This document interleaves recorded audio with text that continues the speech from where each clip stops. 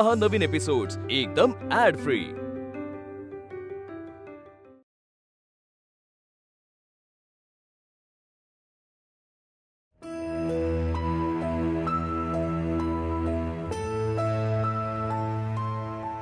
दादा, मी मान्य करतो की ह्या आधी तुम्ही घालून दिलेले नियम आमच्याकडून मोडले गेलेत आणि दादा ट्रस्ट मी, ह्यापुढे असं काहीच होणार नाही। तुमचे सगळे नियम आम्ही पाळू।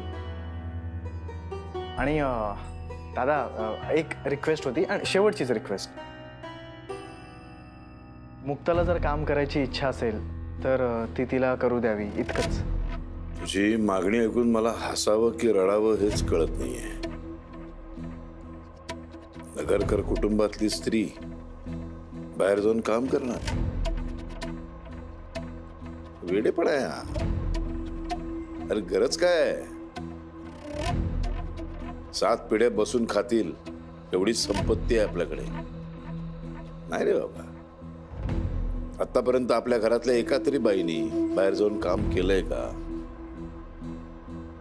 हे नाही, हा विचारच मला पटणारा नाहीये, चुकीचाच आहे। दादा, तुम्ही याकडे फक्त काम म्हणून पाहू नका। संबळ वादन ही माई कला आहे।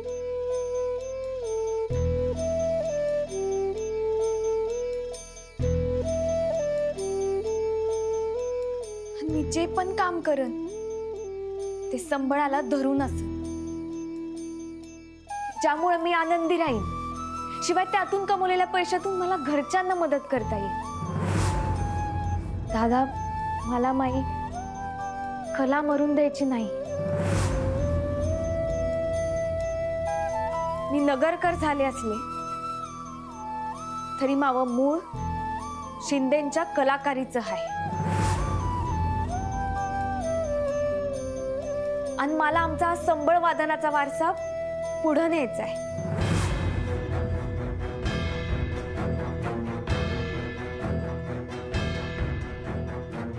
संबळ वादनाचा वारसा? तुला काय म्हणायचंय मुक्ता? तुमची होणारी पुढची पिढी संबळ वादक व्हावी, नगरकरांच्या पुढच्या सगळ्या पिढ्या या संबळ वादक व्हाव्यात? नाही, तिला तसं नाही म्हणायचंय। अजिबात नाही। सून आहेस तू, सुनेसारखं राहा ना। नगरकरांच्या सुनेचं काम काय आहे? घर सांभाळणं, घराकडे लक्ष देणं। हे सगळं घर तुझ्या ताब्यात आहे। घराकडे लक्ष दे, घर सांभाळ, फार मोठी जबाबदारी आहे ती। बाहेरचं आम्ही बघू ना। तुला आता चिंता कसली आहे? तुझ्या कुटुंबाची ना, ती नको काळजी करूस तू। मी आहे ना, मी समर्थ आहे। मी संपूर्ण काळजी घेईन त्यांची। त्यांना काय हवं नको ते देईन, पैसे देईन, वस्तू देईन, सगळं देईन मी। हा, फक्त त्यांनी ते स्वतः कुठलाही गैरसमज करून न घेता स्वीकारलं पाहिजे, बस। नाही, तुमचा विचार योग्यच आहे, पण मला असं वाटतं की मुक्ताला नाही आवडणार होते। वय, मी तुमच्याकडून पैशाची मदत नाही घेऊ शकणार। नाहीतर लोक म्हणतील मी पैशासाठी या घरात लग्न केलंय।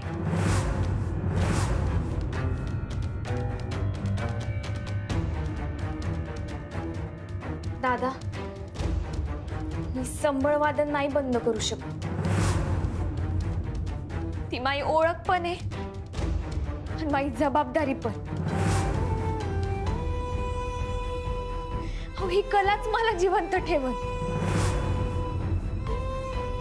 घरात तुम्ही म्हणाल तसं होणार।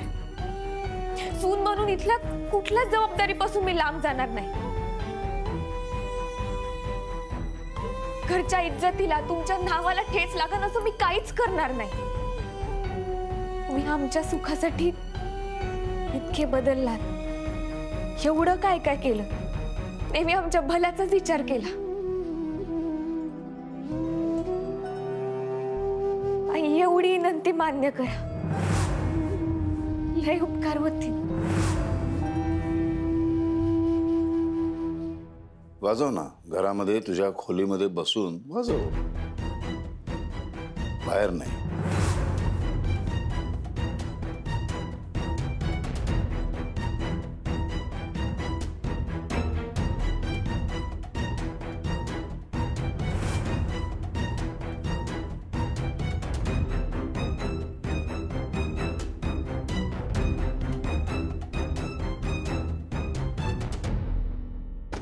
ये मुक्ता ये. वाव. अगं तुला सांगतो, मला खरंच खूप भीती वाटत होती की आता दादा काय म्हणतील, कसे रिॲक्ट होतील. बट तेवढं काही घडलं नाही. Thank God. आणि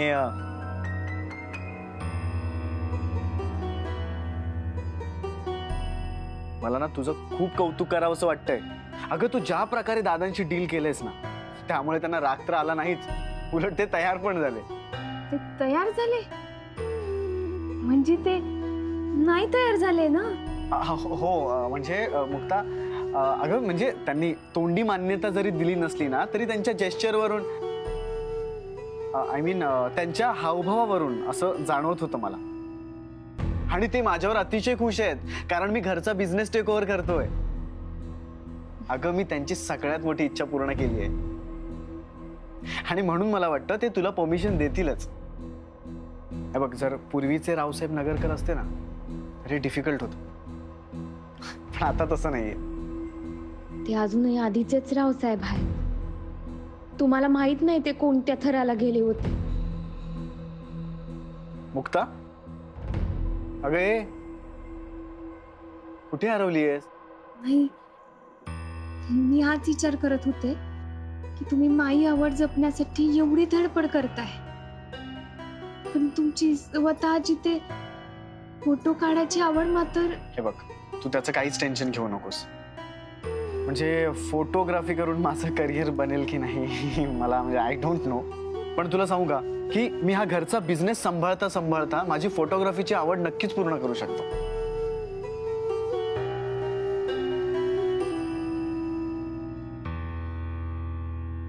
मग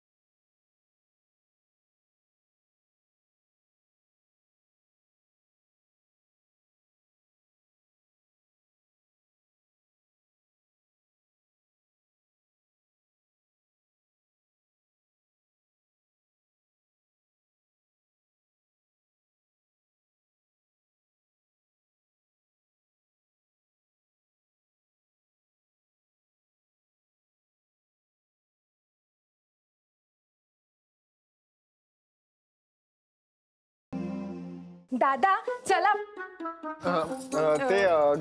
गायत्री, अगं ते हिचे ज्वेलरी अशी थोडीशी आता बरोबर आहे ना मुग्धा? हा हा बरोबर आहे. दादा अरे दरवाजा जरा व्यवस्थित लावत जा. हा नाही तुम्ही माझेच दादा वहिनी आहात ना, मी अशी कधी पण बिनधास्त येऊ शकते. हो का? येत राहणार. दादांना सांगतो. दादा नाही, ओ, नको नको, मी जाते हा. अरे मला मोठ्या आईने पाठवलं होतं, गिफ्ट उघडायचेत ना आपल्याला, सगळे वाट बघतायत खाली. मी जाते, पण तुम्ही या हा लवकर. चला आता या. चला. हा जाते जाते म्हणून इथेच थांब. दार लावून घ्या. जातेस का नाही आता? ऐकलंस ना ती काय म्हणाली? याच्या पुढे दार नीट लावायचं, कडी व्यवस्थित. हा चला, आपल्याला खाली बोलवलंय.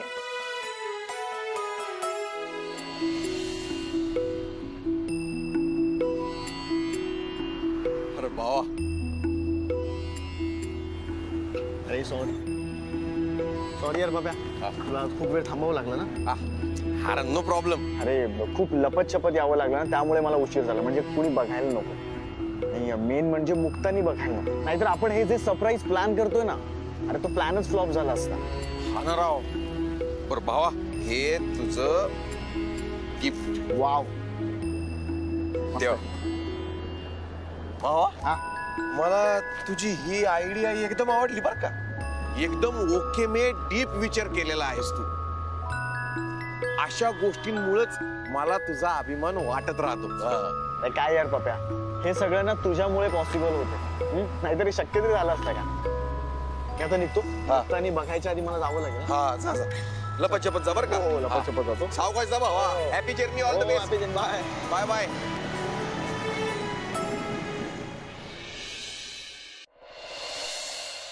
मनसा येऊ का? ये का मुक्ता?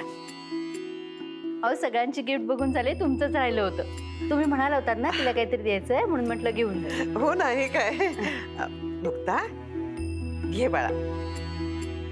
घे अगं. अगं घे.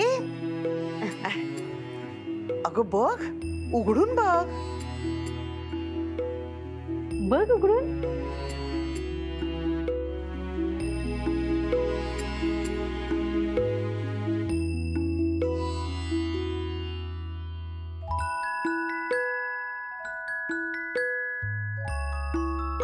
अरे वा, मोबाईल. वंच सुरेख गिफ्ट दिलं तर तुम्ही अगदी. मग बोलले होते ना तिला लग्नाआधी, मग द्यायला नको का? अगं त्याचा मोबाईल कशाला घ्यायचा ना? नाही, थोडे दिवसच घेतला होता वापरायला, परत देणारच होत. हो का? मग देऊन टाक बघू. म्हणजे काय, नगरकरांच्या सुनेला असा दुसऱ्यांकडनं असा मोबाईल वगैरे घेणं शोभत नाही.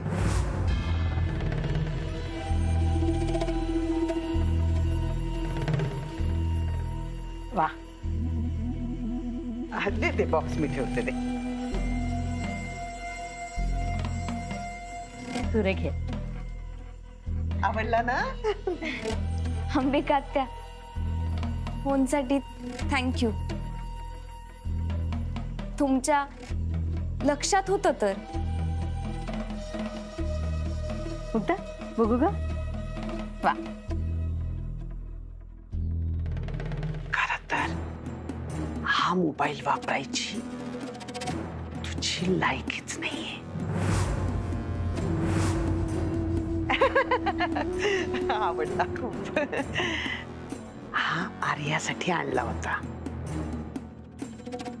पण तिच्याकडनं तू सगळं हिसकावून घेतलंस ना. मग आता ठीक आहे, तू वापर.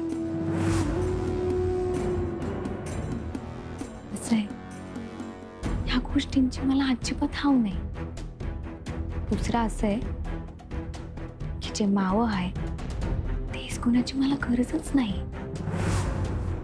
आर्याताईंनी एकदा प्रयत्न केला, त्या कंगाल झाल्या. तर तोच प्रयत्न तुम्ही पण करताय. देव करू तुमच्यावर आर्याताईसारखी वेळ नको यायला.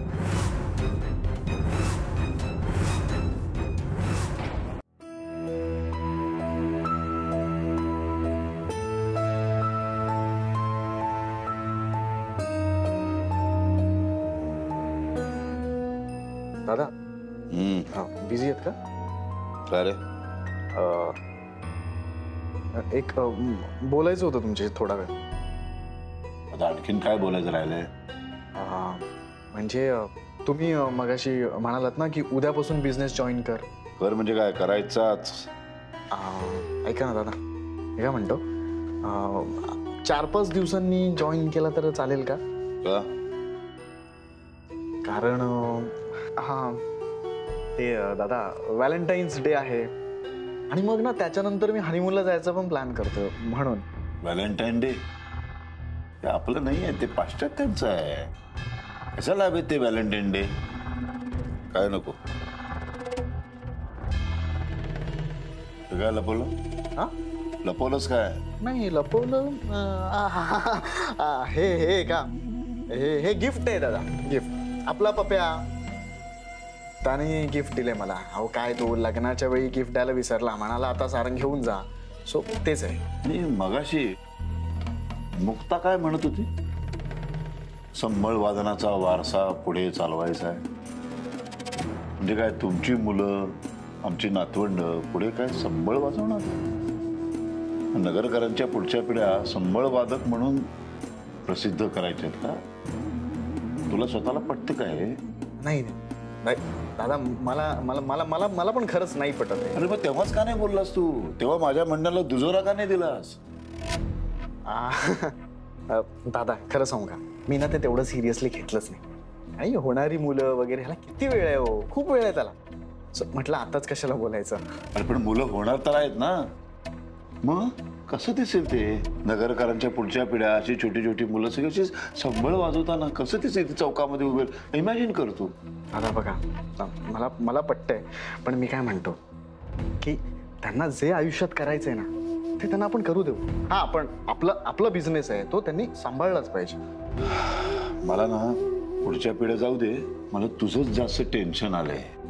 तुझं भविष्यात काय होणार? पण मला एक सांग, हा तुला खरंच जायचंय मधुचंद्राला? मधु व्हॉट? मी नाही म्हटलं मधु. मधुचंद्र म्हणजे हनीमून. छान शब्द आहे आपल्याकडे मधुचंद्र. बरं मधुचंद्र, हो खरंच छान शब्द आहे. जायचंय तुला? हो दादा, हो इच्छा तर खूप आहे मधुचंद्राला जायची. मी काय म्हणतो की ना दादा, व्हॅलेंटाईन्स डे मी नाही सेलिब्रेट करत. तुम्ही बरोबर म्हणाला, आपली संस्कृती नाही येते, मी नाही सेलिब्रेट करत. पण दादा मुक्तासाठी खूप छान असं सरप्राईज प्लॅन केलंय. सो तिच्यासाठी तरी परमिशन द्या ना प्लीज. हा मग मी तुमचा होकार समजू ना? थँक्यू दादा, यू सो लव्हिंग. थँक्यू. आलोच. जा बाळा, हनीमूनला जा. मुक्तासाठी तुझ्यापेक्षा जास्त मोठं सरप्राईज प्लॅन करतो मी. कायम लक्षात ठेवशील.